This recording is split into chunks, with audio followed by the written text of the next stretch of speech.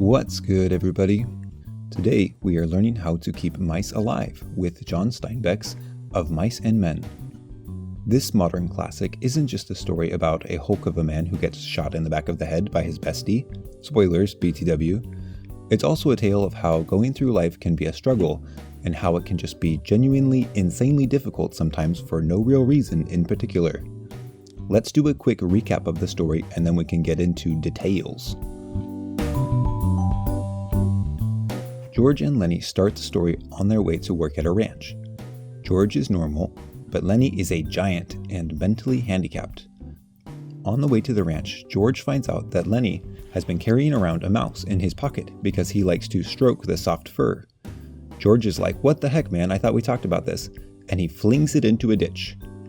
Despite their differences, the two men are devoted to each other. They get to the ranch and meet all the people. There is the boss, nice guy, the boss's son, Curly, bit of a son of a bitch, Curly's wife, she's been branded a flirt, guy named Candy with one arm missing, Slim, who's a real good listener, some other ranch hands, and a black man named Crooks. George and Lenny get introduced around. The guy Candy has a dog. It's super old and is in constant pain. The guys convince him to do the decent thing and put a bullet in the back of its head. Put it out of its misery. Slim offers him a puppy as a replacement dog companion. There are some more puppies in the litter, and Lenny is also given one. He is beyond excited. George and Lenny are talking one day. Candy's there too. They're thinking about their dream of owning their own small parcel of land with a house and a garden and some rabbits and just living off the fat of the land. It turns out that Candy has some money saved up and wants to go in on a purchase with them. All of a sudden, their dream is within reach. One night, George goes off with the rest of the ranch hands to a brothel. Lenny stays back, and so does Candy.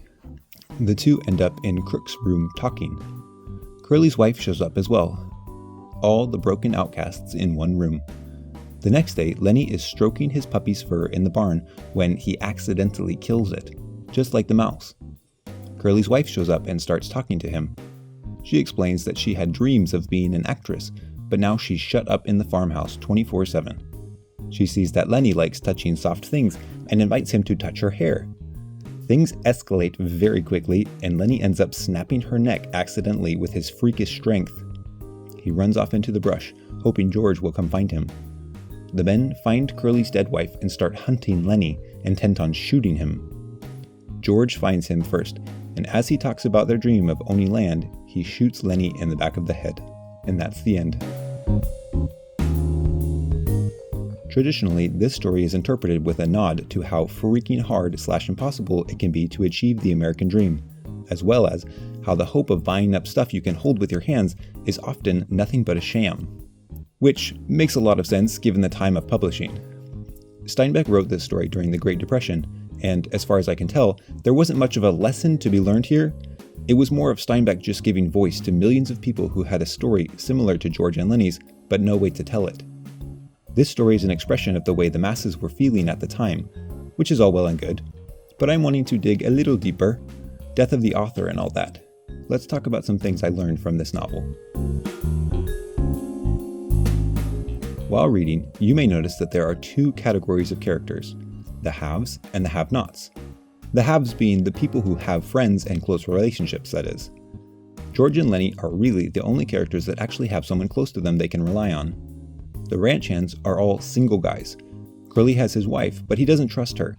The wife just wants to talk to someone, but they all shun her. The black man works with the whites, but he isn't allowed to socialize with them when the day is done. While George and Lenny's bestie relationship is definitely a tragedy, their story shows us that no one is cut out for a life of solitude and isolation.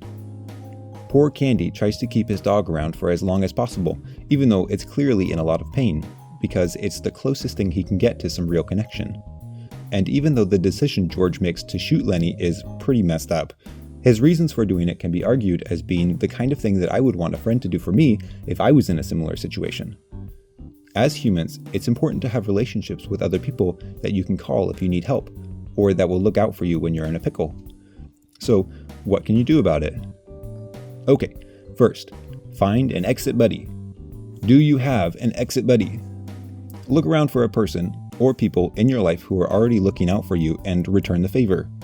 Put a little love and kindness back into that person. Listen, be present, give a "thank you, you're great" every now and then. Curly felt like he had to be tough and angry with everyone because he was short. He felt like being vulnerable was a weakness. It's not. It's important to be vulnerable if you would like to have any kind of meaningful connection. Just like with the characters' relationships, there is also a theme throughout of characters having dreams, things that they are really hoping and wishing would happen in their own lives. The farmhands all want their own little bit of land so they don't have to work for anyone else. Curly's wife had hoped to be an actress. Lenny dreams of owning some cute little rabbits he can feed every day. You may be thinking to yourself, sure, they all had dreams, and literally none of them worked out. They all got shafted in the end. To which I would respond that you are correct, but Steinbeck wrote it that way because he was feeling out the vibes of the people he was writing to. Everyone who read this book was either broke or sitting next to broke at the bus stop. But just because everyone was feeling blue about their situation doesn't mean that they shouldn't have had those dreams in the first place. As little people walking around on a tiny blue marble, it's important to have something to hope for, to look forward to, a reason to get out of bed in the morning, a goal, a point in the distance to work towards. The trick is to keep those dreams close enough that they are within reach. No step stool required. George and Lenny don't want their own ranch with 20 guys working for them. They just want a house with some room for chickens and a garden. It turns out that with the money Candy has saved up, they can even get it too. The timing is unfortunate, but it wasn't out of the question. Even Lenny just has a dream of owning something soft, which he achieves when he gets a puppy. We're just gonna gloss over how that part of the story ends though. So what can you do about it? Think about a dream you've had in your own life. Just one. I don't mean a dream like owning a Ferrari or winning the lottery or having 5 wives to take care of you. This should be a realistic goal. Getting a raise at work, learning a new skill, earning a degree. Now take that dream and break it down into smaller steps. If your dream is to have a thriving garden in the backyard, maybe break it up into research, planning, and planting phases. Often in life, just the process of making it to the goal can be more rewarding than the actual goal itself. That's what I tell myself anyway when I'm on my way back to the cookie jar. Building on the theme earlier of needing people, often people around us are also in a tight spot. It can be hard to see the difficult things others are going through when we have plenty of our own problems to deal with.